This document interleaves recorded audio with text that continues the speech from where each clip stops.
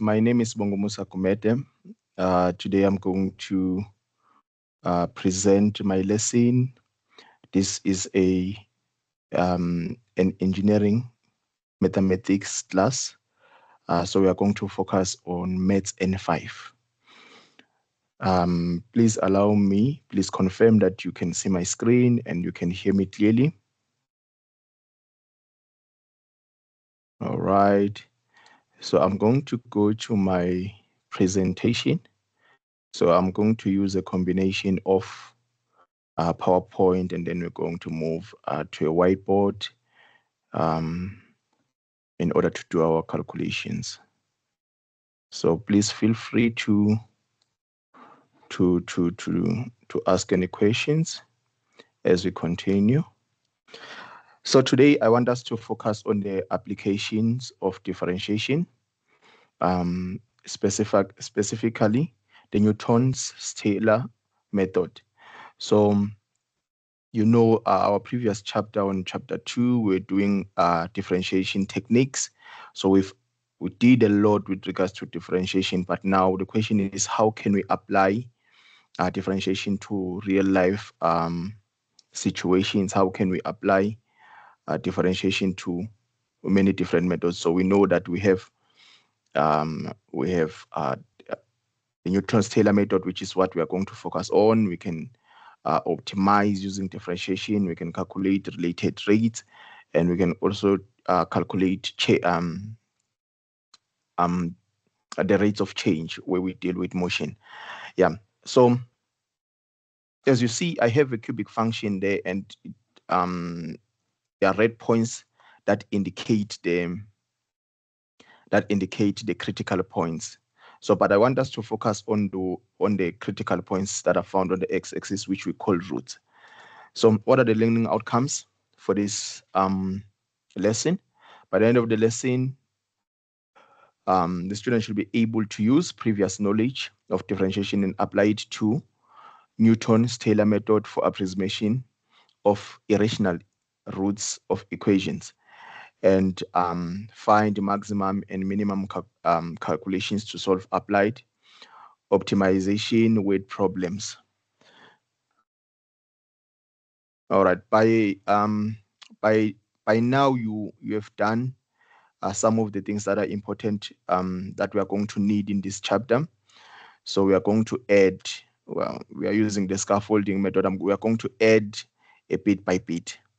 So by now you know how to sketch a cubic function and determine its characteristics, such as your turning points, your points of inflection, finding out determining whether a turning point is maximum or minimum. We did the basic rules of differentiation. That was our previous chapter. We did this in our Mathematics N5. Obvious computing derivatives and some of the trigonometric functions. And by now you know your basic algebra, which will be important. All right. So sketching a cubic function, just to recap before we push forward. We used to have questions like this where you determine the coordinates of the turning point. They will say draw up a table where you have a range, and then you draw a neat graph. In drawing your neat graph, they will say make sure you indicate your turning point. So those first three questions, we've already done them, or we are familiar with them. So our main focus is the fourth question, where you use a table and a graph that you have done above to estimate the best route that is between x and 1, between x equals to 1 and x equals to 2, using the equation, which is the equation that is given. Then they will tell you how many iterations. In this case, they said you are going to use the method twice, and you correct your values to 3 decimal places. All right, just a few solutions for the first 3 questions. You will find your derivative, you equate it to 0, you find the x values, then you substitute back to original to find your y values for the turning points. This is your table. And then on the next slide, I have my graph. So in this graph, we sketch that graph using that table there. So what we are focusing on today is finding these values, these x values, or what we call roots. But now we are using a different method which we call Newton-Taylor. So for example, that we want to predict or find the accurate value of this point. And they can choose any for you, but now we are going to focus on the one between x equals to 1 and x equals to 2. All right, applying the Newton's Taylor method, we are going to use this example. So what are the steps when applying the Newton's Taylor method? Step 1, we are going to assume or predict or make an educated guess of the initial root, which we are going to label as x1. It happens sometimes that it is given to you, so you don't have to stress. They will tell you that use x equals to 1.4, x equals to 1.5. Calculate the first estimate. That will be your step 2. We use this formula. So we are going to need our function and we are going to need our first derivative. For x, we are going to substitute that initial root that we assumed or predicted, or maybe it was given to us.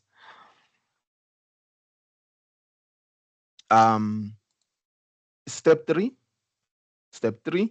we are going to use this formula to approximate the new and improved root.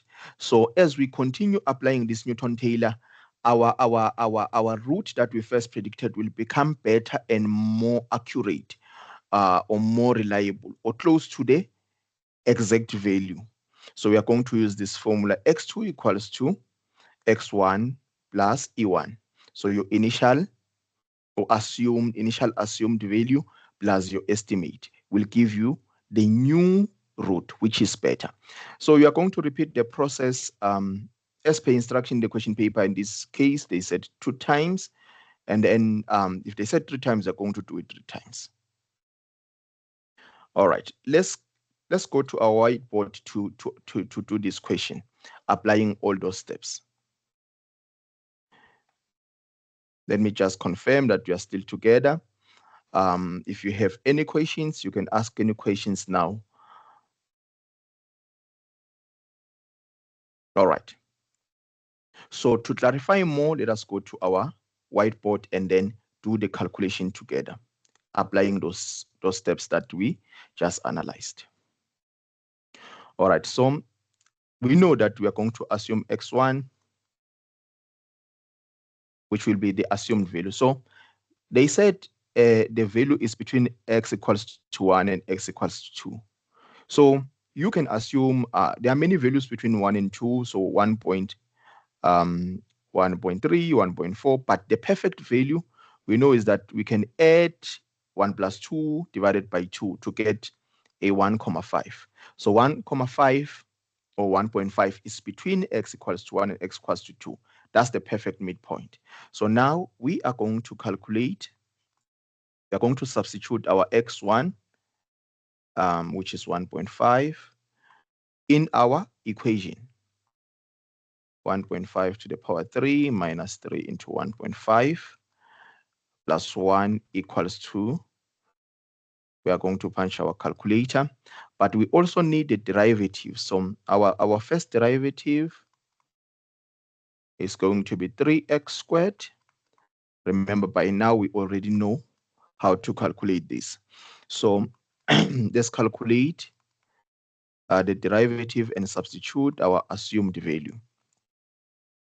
1.5 all squared minus 3. Then we are going to find our value. All right, let's use our calculator. So we have a 1.5 cube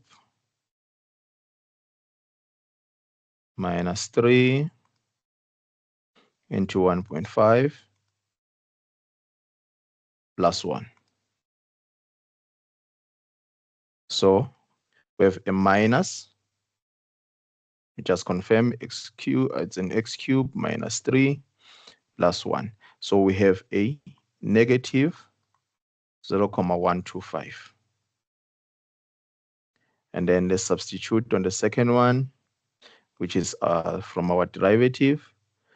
We have a 3 into 1.5 all squared minus 3, giving us a 3,75. So this allows us to calculate our first estimate. When calculating our first estimate, we are going to say E is equals to minus f of 1.5 divided by the first derivative of 1.5.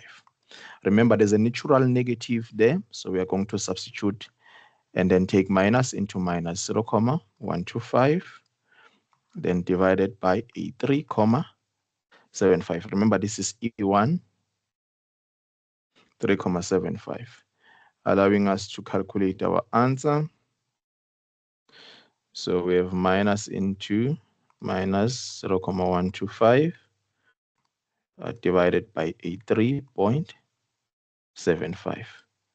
Our answer is equals to 0,033. So this is our first answer. We notice that the answer is positive.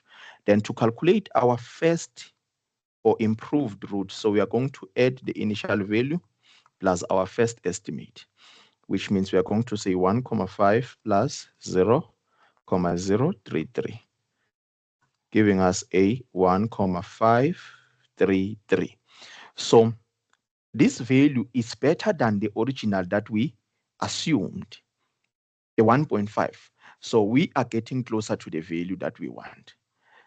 So this is the new value. All right. Any questions? All right. So you are going to repeat the process until you as per question. In this case, they said do it twice. In this case, they said do it twice. So what we are going to do, you repeat the process and you are going to find that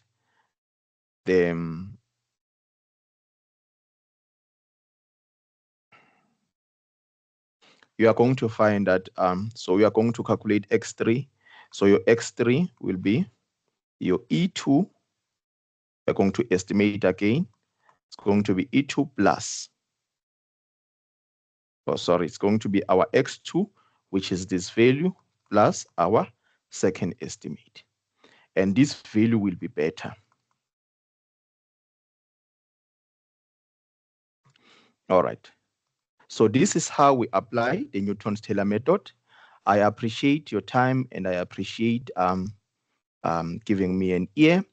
Please apply this method and in your calculations. On our slides, I have added in class activity that we are going to do now. And then after we finish this class activity, then I also added a homework.